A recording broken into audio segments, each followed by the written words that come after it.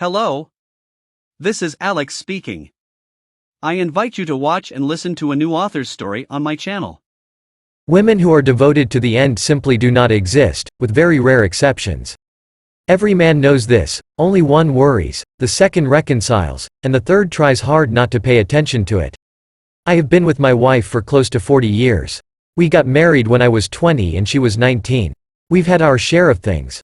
We fought and made up. But I was sure we'd never betrayed each other in all that time.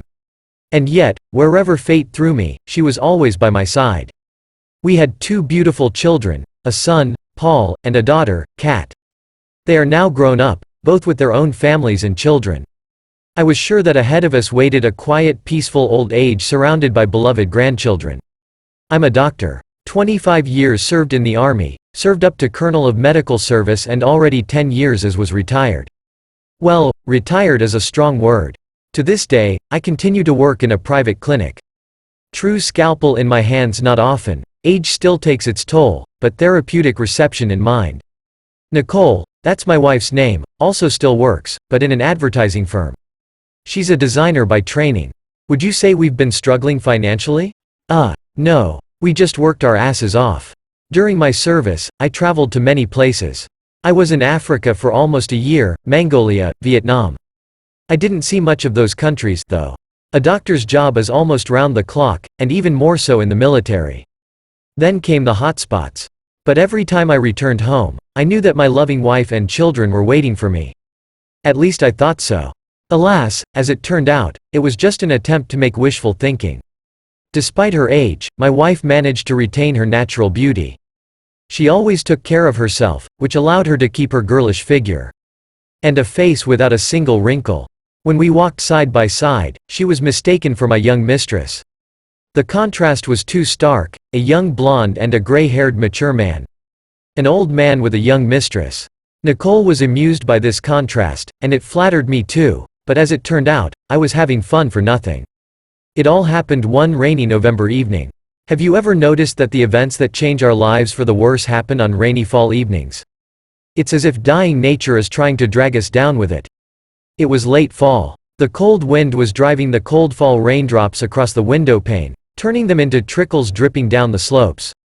I sat at the kitchen table, paging through my papers looking for my medical book. I had an appointment at the clinic on Monday, and I needed to find my immunization card. Nicole wasn't home. She'd gone to the supermarket that afternoon to buy groceries and make Sunday dinner for us. I searched through the old documents, some yellowed certificates, and suddenly I found something that shocked me. It was an extract from my wife's medical book. It was dated just the period when I was on a long business trip and was not home for almost a year. It was 4 years after the birth of my daughter. The discharge papers were about Nicole's pregnancy and premature birth. Tests and ultrasound results. It turns out that Nicole had a premature 6-month-old baby during this time period. After living for 3 days, he died. Next came her and the baby's labs. Blood type, Rh factor, etc. So the baby was Rh negative and blood type 3. I felt like a closet had at least collapsed on me. There was no way I could be the baby's father. Nicole and I are type O and Rh positive. So our common child couldn't have those blood types, only type O and rhesus positive. And finally the child could not be mine from the beginning, because I was simply not in the country at that time. I stared blankly at the discharge papers for a long time and couldn't get my thoughts together. Nicole is not faithful to me. While I was away from home, she managed to get pregnant and almost had a baby. But by whom? Half an hour ago, I was sure I had a strong family, a loving wife, and a cloudless future. Now I had nothing but ruins behind me. Finally I managed to pull myself together. I carefully put the certificates back in their place, and hid the extract I had found in my diplomat. The most important thing was to calm down. Don't freak out. Nicole cheating on me is a documented fact. To be honest, I wanted to confront her as soon as my wife got back. But I wanted to get to the bottom of it first. The kids, that was clear. They were 9 years apart. Both Pavel and Katya had type 2 blood. It was obvious that they were mine. They both looked like me young, as much as children can look like their father. I had no doubts, I wanted to. But the thought didn't make me feel any better. I couldn't understand why she had done this to me. We had married for love. I'd been courting her for almost a year. Other persons of the female sex for me did not exist, although I had an attractive appearance and the attention of the opposite sex was not spoiled. But there was only one woman for me all my life, my Nicole. Throughout our life together, I tried to surround my wife with care and attention. Sometimes it seemed to me that I had never had that other single life. My wife was everything to me and more. And here it is. My heart ached. I went out on the balcony for a breath of fresh air. Looking down, I saw in the light of a dimly burning street lamp, as a car stopped near our house. After a while, my wife jumped out of it, followed by a man. He opened the back door and pulled out some packages. Nicole gave him a quick peck on the cheek, took the packages and went inside. The man plopped into the driver's seat and the car slowly pulled out of the yard. Yes, the farther out, the merrier. The front door lock clicked. "Eugene, are you home?" My wife's voice was unexpectedly loud, and I realized I couldn't take it anymore, and I was going to have to get into a fight right now. I stopped by Mary's to talk. Nicole didn't sound emotional. "Well, that's a long time. I'm gonna make something quick. Why are you so pouty?" She kissed me on the cheek, and I could smell the fresh scent of alcohol. "Don't pucker up." Mary and I had a little champagne. She wiped the lipstick off my cheek. "So she gave you a ride?" I tried my best to speak calmly. Nicole looked at me with an unfamiliar look. I could tell she didn't know how to answer me. "Eugene, don't push it. I took a cab, or rather, an acquaintance drove me." My wife was frantically searching for the right answer. "What's the problem?" "Nothing, just that it must have been a very close acquaintance, if you kissed him goodbye." My heart was pounding so hard I thought even the neighbors could hear it. To keep myself occupied and calm, I got up and pulled out a full bottle of whiskey from my locker. Nicole looked at me, startled. "How did you know?" "I stood on the balcony and saw you saying goodbye to the driver." It took me a lot of effort to stay calm and not to shout. "Is the kiss a fair or what?" "Eugene. Eugene what?" I poured myself a whiskey. "Sit down. I have a few questions for you." I pulled a stool out from under the table and pulled a vicious statement out of my briefcase. "Explain to Nicole what this is?" I placed the document in front of my wife. She carefully flipped a few pages and quickly yanked her hand away. "Where did this come from?" Nicole raised her eyes to me, which began to fill with tears. "You what? Did you read it? Nicole, who got you pregnant? What happened?" I picked up the glass, but I couldn't bring myself to drink. She was silent for a while, and then she said in an unexpectedly calm voice, "It was bound to happen someday, and maybe it's even good that it happened now." In a steady, calm voice she told me that in my absence, as she emphasized, a very long absence, she had met a young man whom she had fallen in love with. He was 11 years younger. It was like an obsession, she couldn't help it. At first she ran to him for dates, and then she took the kids to her mom and he moved in with her in our apartment. They started living as husband and wife. And from the sessions of unearthly love, she got pregnant and he proposed to her. To her, a married woman, the mother of my 2 children. In her love stupefaction, she even secretly hoped that I wouldn't come back at all and then everything would work out, all by itself. They'd get married and be together. But something didn't work out. The baby was born prematurely and died 3 days later. That's where she burst into tears. I understood that she didn't care about the rest of the children. After the death of the child, relations between them cooled down and they, according to her, began to distance themselves from each other. Then a young woman appeared on the horizon, and her lover finally left her in pursuit of new adventures. After a while, Nicole took the children and waited for me. When I returned, she greeted me as if nothing had happened. And for the next few years, she diligently played the role of loving and caring wife. I was shocked. To be honest, I lost the ability to think and speak for a while. I silently stared at the wall, and not a single thought popped into my head. Just staring at one point. But that wasn't all. 6 months ago, her heartfelt friend showed up in our town. The passion was rekindled. It turns out she'd been in love with him all these years. And my wife fell into his arms like an overripe plum into manure. They've been seeing each other all this time, and she wants to start a new life, in which, alas, there is no place for me. She has lived with me for 40 years, given me her best years, and now that the kids are grown, she wants to start over with the person she loves. Saying all of this, she knew full well that with every word she said, she was just killing me. For a second she reminded me of an executioner, indifferently doing his job. It's nothing personal, it's love, it happens. That's it. We can exhale and drink. What happened next? I poured the whiskey again and drank it in one gulp. It's a strange drink. It doesn't get me at all. Maybe it's gone bad. I took the bottle and looked at the light. No, it looks fine in the light. Light brown, like an aged Irish whiskey should be. Oh, I see, I just have to pour more. What am I really doing? Why don't you just pour it out of the bottle? You've noticed that a bottle of good whiskey has a wide, comfortable neck, like a decanter. Very handy, I'll tell you. You practically don't need a glass. Nicole sat across from me and was silent. I got worried. Maybe something had happened or maybe she was out of kerosene. She spoke so well, so well. Good girl. She's been screwing me over for years. If I hadn't found the transcript, I probably wouldn't have guessed anything.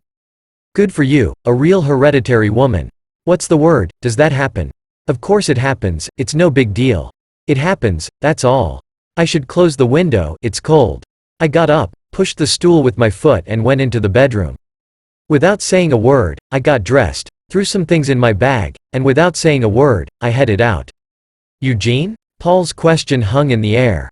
You don't have to go out at night at all.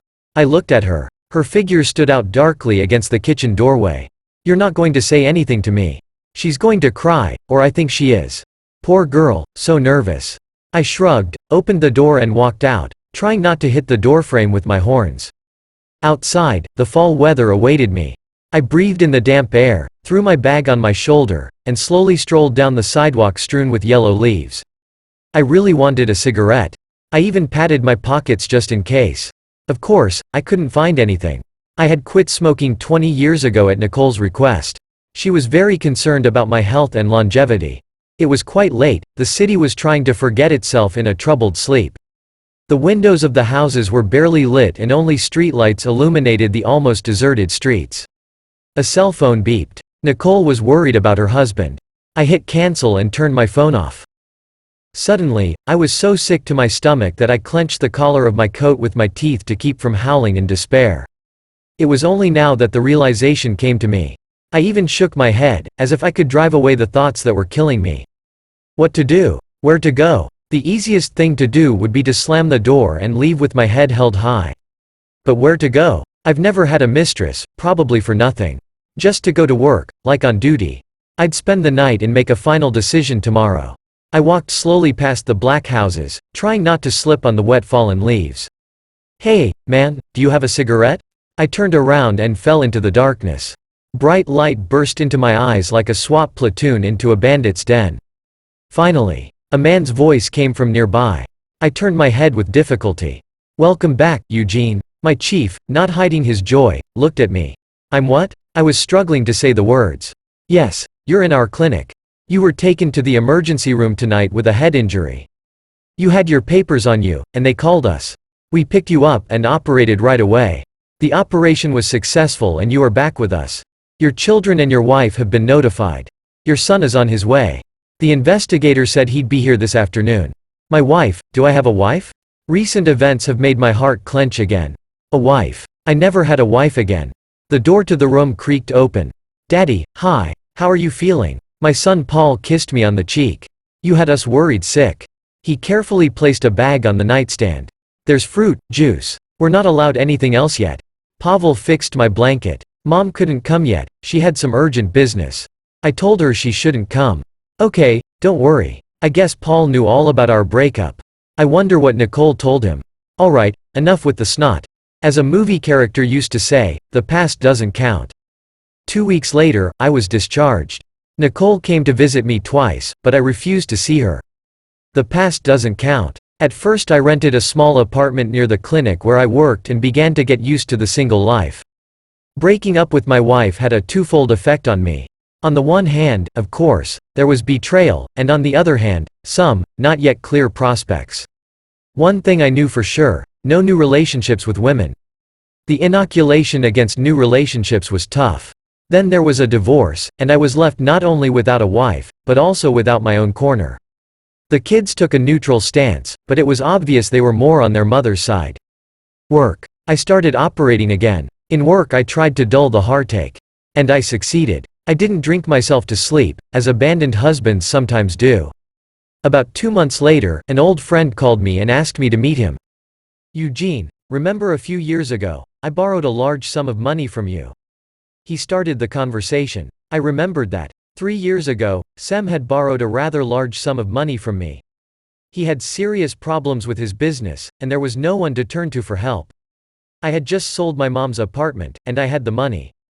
And when I gave it to my friend, I did not specify the term of debt repayment, realizing that Sem was simply unable to repay the money at once. Sem fixed his affairs. But he was in no hurry to pay back the money. I realized that if I asked about the debt, I would lose my friend.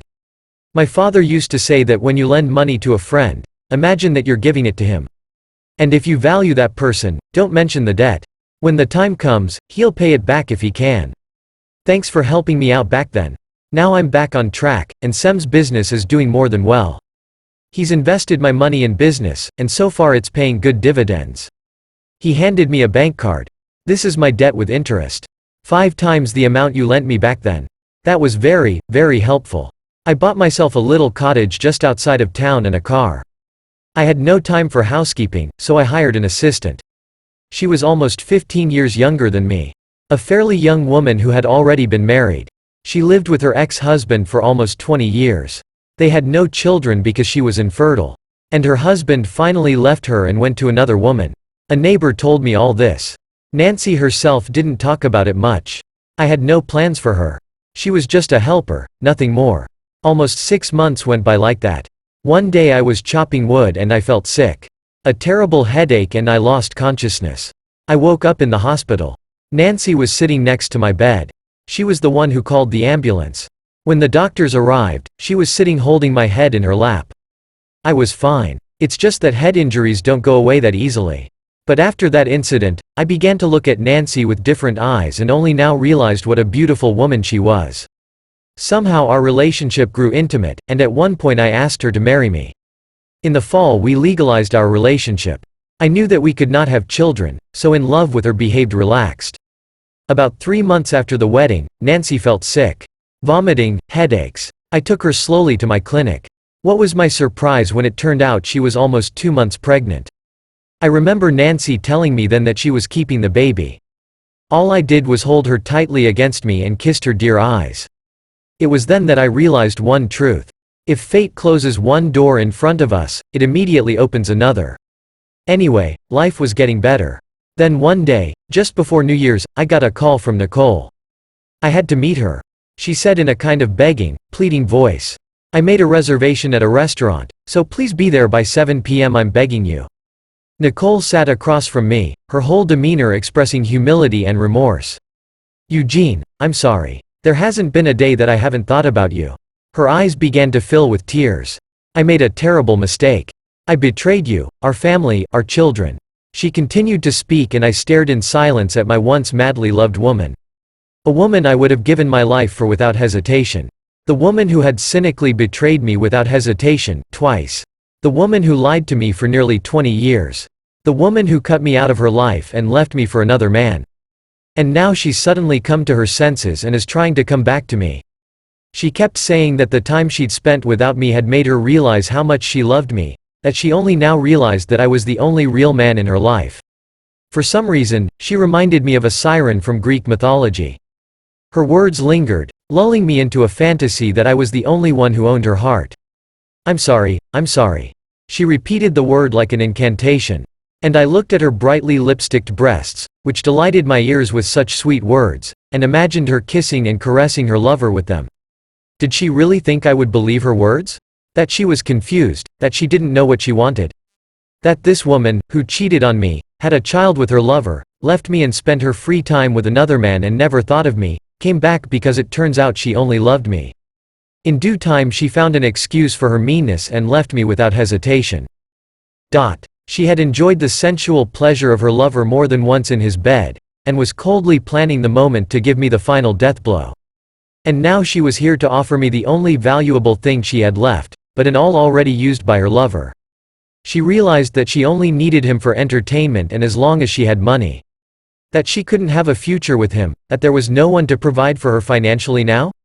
After realizing all this, she came to me, hoping to try to regain what she had lost. God, did I seem so stupid to her, willing to believe all her lies? I listened to her remorseful monologue in silence. I had nothing to say to her. You know, I didn't revel in her humiliation or gloat. I even felt sorry for her as a human being. 40 years together. But our meeting had to end. And that's when my phone rang. It was Nancy, asking where to pick me up. I gave her the address and said goodbye.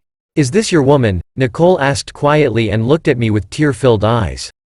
Yes. How long have you been together? When it's been almost a year and a half. It happens. I'm up. Goodbye, Nicole, try to be happy. As I left the restaurant, I turned around. Nicole was standing with her hands clasped to her chest, looking at me through the festively decorated window. All around me, people were bustling and rushing somewhere. Life went on. Across the street, a Coca-Cola ad flashed intrusively with bright lights.